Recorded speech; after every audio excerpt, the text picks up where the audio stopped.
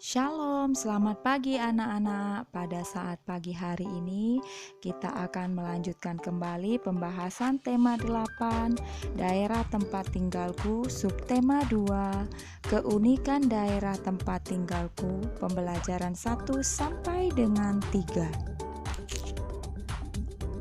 Pembelajaran 1, muatan bahasa Indonesia KD 3.9 dan 4.9 menjelaskan tokoh protagonis dan antagonis dalam cerita fiksi.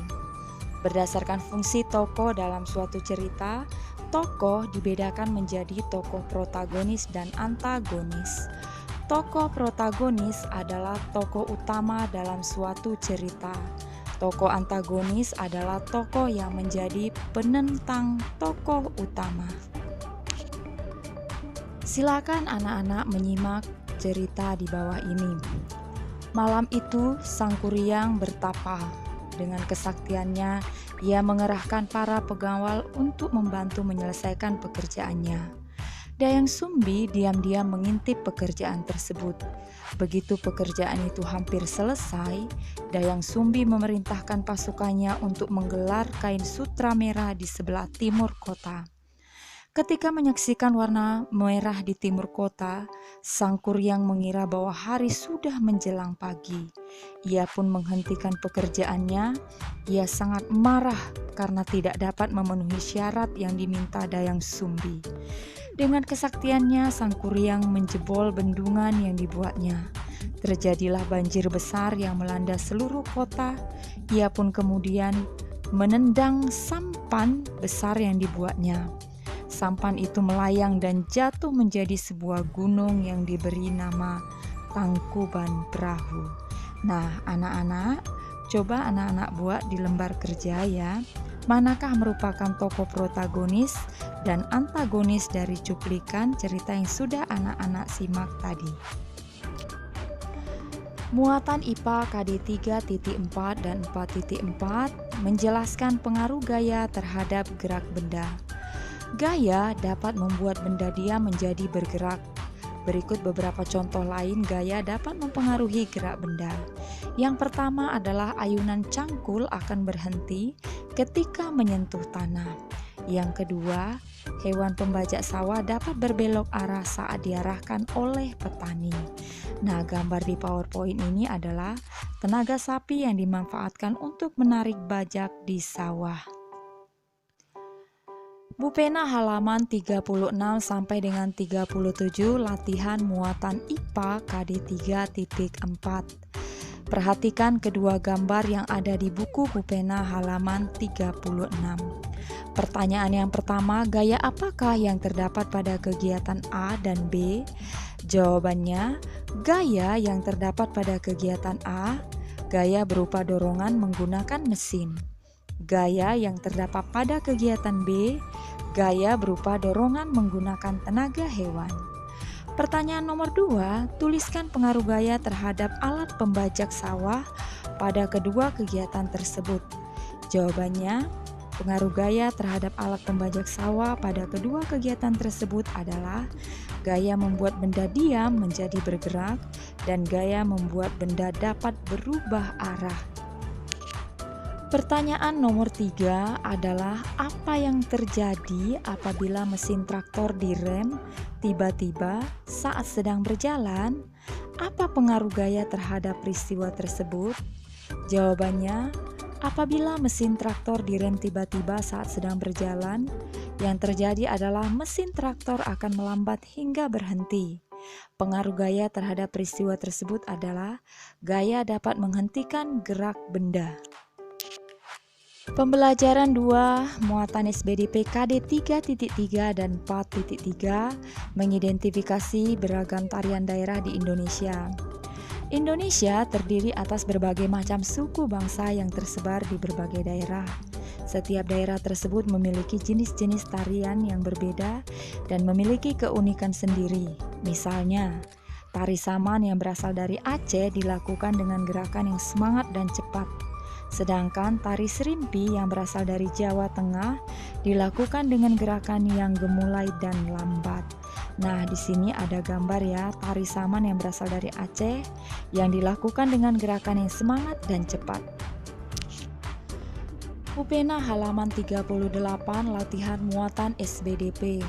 Lengkapilah tabel berikut ini. Nah, di sini sudah membuat dalam bentuk tabel-tabel kecil ya.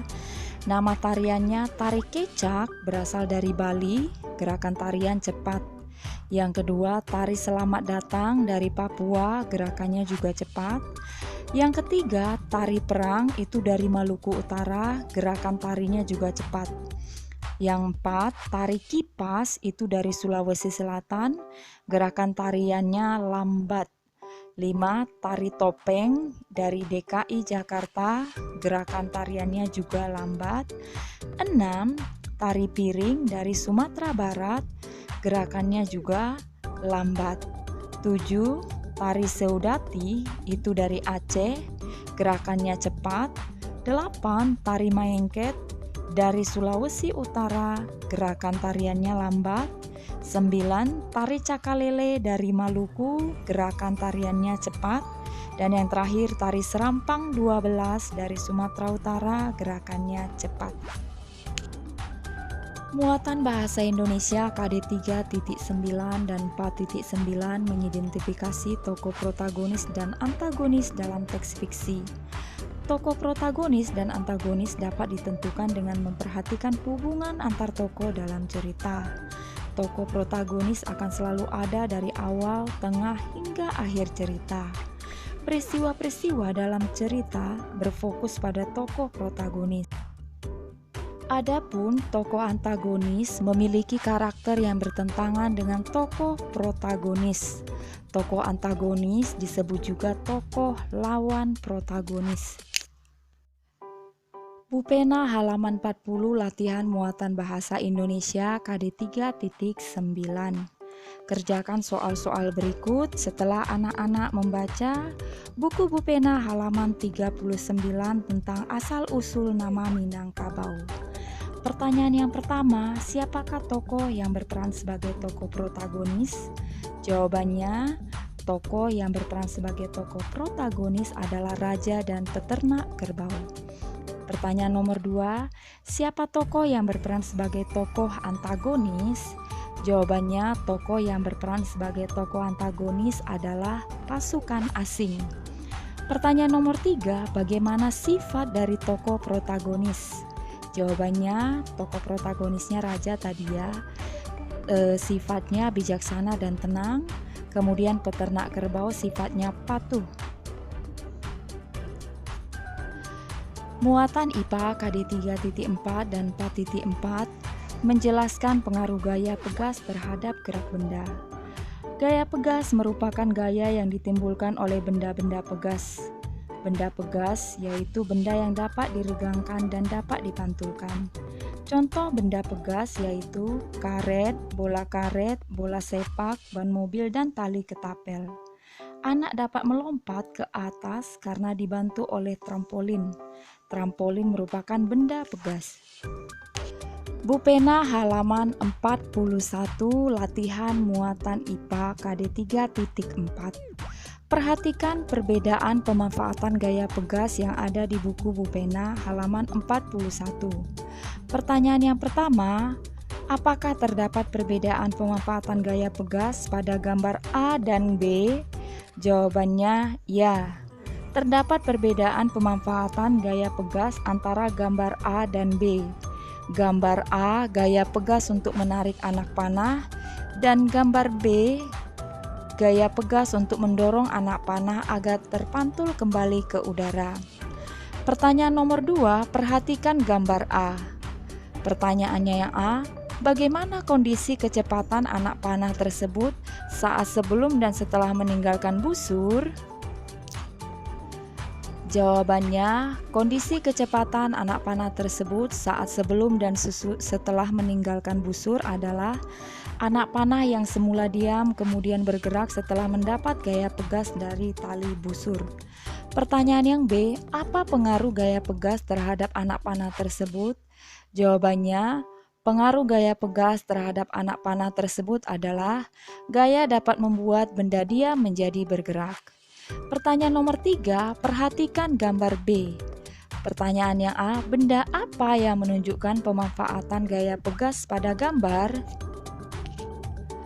Jawabannya, benda yang menunjukkan pemanfaatan gaya Pegas pada gambar B adalah trampolin. Pertanyaan yang B, mengapa benda tersebut disebut benda Pegas? Jawabannya, benda tersebut disebut benda Pegas karena bersifat lentur atau dapat direnggangkan hingga kembali ke ukuran semula. Pertanyaan yang C, apa pengaruh gaya Pegas terhadap anak tersebut? Jawabannya, pengaruh gaya Pegas terhadap anak tersebut adalah gaya dapat mengubah arah gerak benda. Pembelajaran 3, muatan IPS KD 3.3 dan 4.3 menjelaskan jenis pekerjaan berdasarkan daerah tempat tinggal. Kegiatan ekonomi terdiri atas 3 tahapan, yaitu produksi, distribusi, dan konsumsi. Produksi merupakan kegiatan menghasilkan barang menggunakan bahan baku yang sudah tersedia. Distribusi merupakan kegiatan menyalurkan barang dari tempat produksi ke tempat tujuan.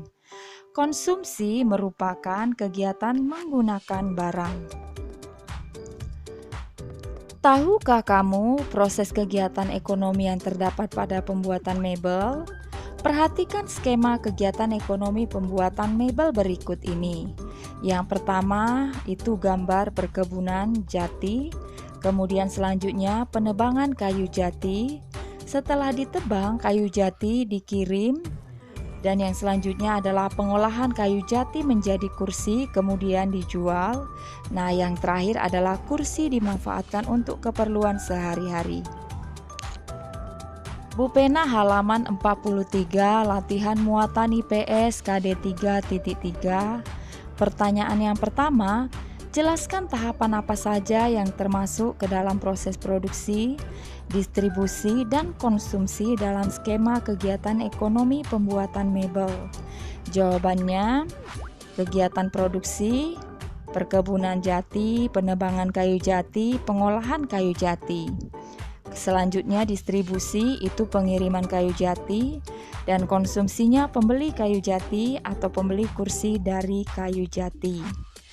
Pertanyaan nomor 2, perhatikan jenis-jenis pekerjaan di buku Bu Pena halaman 43. Pertanyaan yang A, tuliskan jenis pekerjaan apakah yang terdapat pada proses kegiatan ekonomi pada gambar A sampai D berturut-turut. Gambar A, kegiatan produksi, yaitu menanam pohon. Gambar B itu kegiatan produksi, menebang pohon. Gambar C, kegiatan distribusi, pengiriman kayu. Gambar D itu kegiatan konsumsi, membeli furniture atau barang yang sudah menjadi kursi atau meja serta lemari. Nah, pertanyaan yang B, manakah yang termasuk kegiatan produksi dan distribusi? Jelaskan. Jawabannya, gambar B merupakan kegiatan produksi dan gambar D merupakan kegiatan distribusi. Pertanyaan nomor 3, mengapa harga mebel yang sudah jadi memiliki harga yang lebih mahal dibandingkan dengan harga kayu yang baru ditebang? Jawabannya, karena mebel itu sudah mendapatkan perlakuan atau sudah menjadi barang yang jadi dan bisa langsung digunakan. Sementara kayu belum bisa langsung digunakan, dia harus diberikan perlakuan terlebih dahulu. Muatan PPKN KD 3.3 dan 4.3 mengemukakan pendapat tentang keragaman karakteristik individu. Daerah tempat tinggal kita dihuni oleh masyarakat yang terdiri atas berbagai macam suku dan agama. Selain itu, masyarakat kita juga memiliki karakteristik fisik, kegemaran, dan kebiasaan yang berbeda-beda. Keragaman tersebut perlu kita syukuri dengan cara menghormati dan saling menjaga sikap saat bergaul dengan masyarakat. Muatan Bahasa Indonesia KD 3.9 dan 4.9 menuliskan tokoh dan sifatnya pada teks fiksi. Masih ingatkah kamu dengan tokoh protagonis dan antagonis di dalam suatu cerita fiksi? Untuk mengetahuinya, kamu perlu membaca cerita fiksi tersebut secara berulang-ulang dan memahami jalan ceritanya.